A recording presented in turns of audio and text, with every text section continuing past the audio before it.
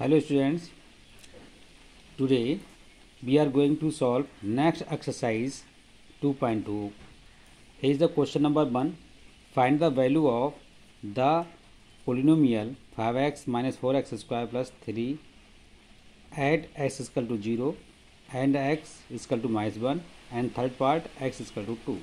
इसका मतलब ये जानना चाह रहा है कि ये जो हमारा गिवन पोलिनोमियल है, ठीक है ना, 5x minus 4x square plus 3, ये x के टर्म में है। तो कह रहा है कि अगर फर्स्ट पार्ट में x की वैल्यू जो 0 है अगर गिवन पोलिनोमियल्स में डालते हैं, ठीक है, तो इसकी वैल्यू क्या मिलेगी। देन आफ्टर बाद में कह रहा है x के प्लेस पर -1 अगर रिप्लेस करते हैं तो गिवन पोलिनोमियल्स की क्या वैल्यू मिलेगी, ये जानना चाह रहा है आपसे।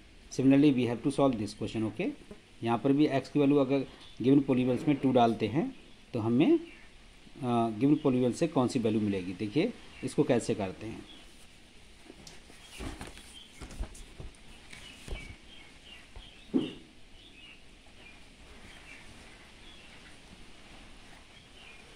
देखिए हियर इज द एक्सरसाइज 2.2।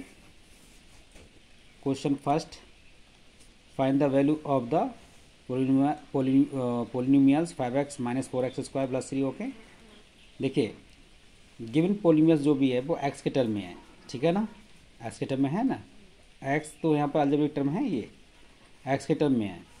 तो अब हमने गिवन पोलिनोमियल्स को x के टर्म में है तो इस गिवन पोलिनोमियल्स को हमने x के टर्म में रिप्रेजेंट कर दिया। ओके, यानी पोलिनोमियल्स ऑफ x का मतलब होता है गिवन पोलिनोमियल जो है वो x के टर्म में है। ओके, समझ में आ गया आपको।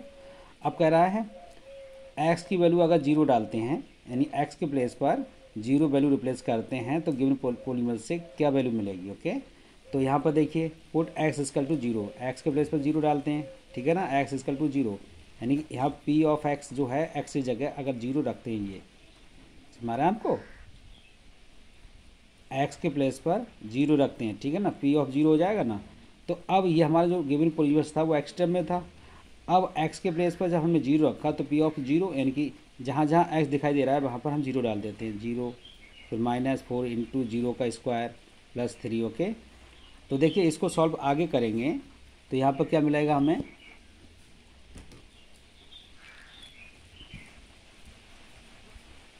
देखिए अब यहाँ पर देखो जब हमने गिवन जो हमारा पोलिनोमियल्स था उसमें x के प्लेस पर 0 डाल दिया, ठीक है ना।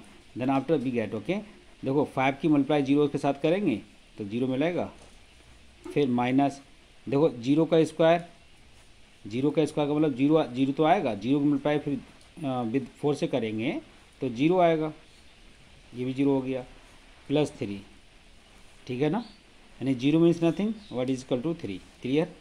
तो गिवन पोलिनोमियल्स की अगर उसकी में x की वैल्यू हमने 0 डाली तो हमें गिवन पोलिनोमियल की वैल्यू क्या मिली, 3 मिली। ओके, अब देखिए देन आफ्टर अब x के प्लेस पर -1 डालते हैं, सेकेंड पार्ट है इसका x।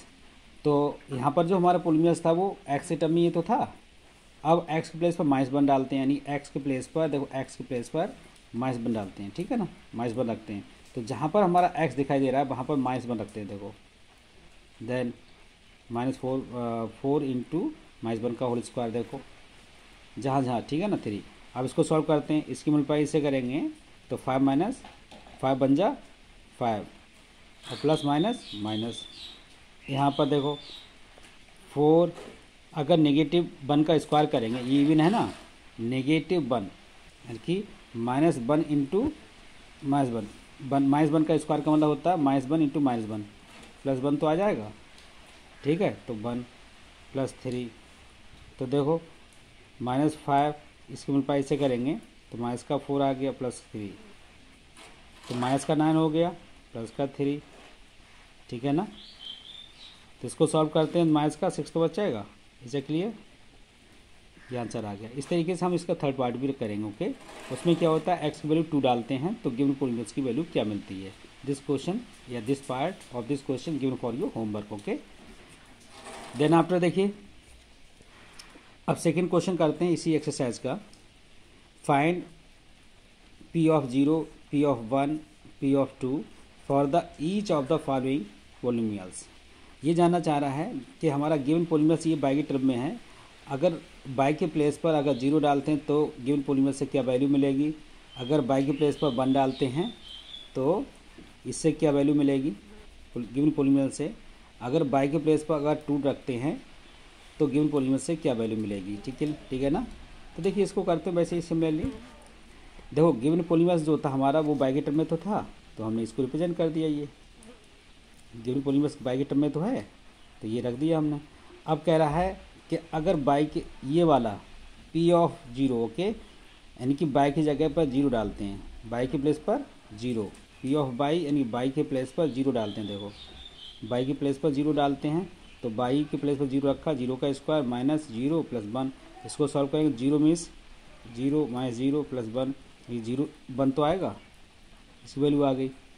अब देखिए बाई के प्लेस पर 1 डालते हैं, ये लिखा हुआ है ऊपर देखो ये वाला P ऑफ 1, बाई के प्लेस पर 1 रखते हैं तो क्या मिलेगा।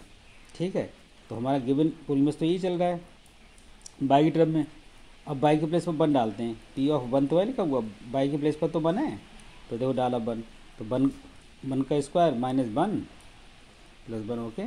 तो देखिए ये कैंसिल हो जाएगा, तो 1 का स्क्वायर मीन्स 1 स्क्वायर का मतलब होता है 1 इंटू 1, यानी कि 1 तो आएगा, तो ये 1 आ गया।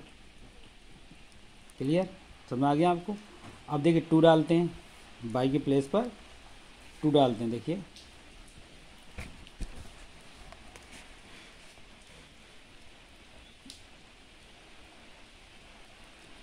देखो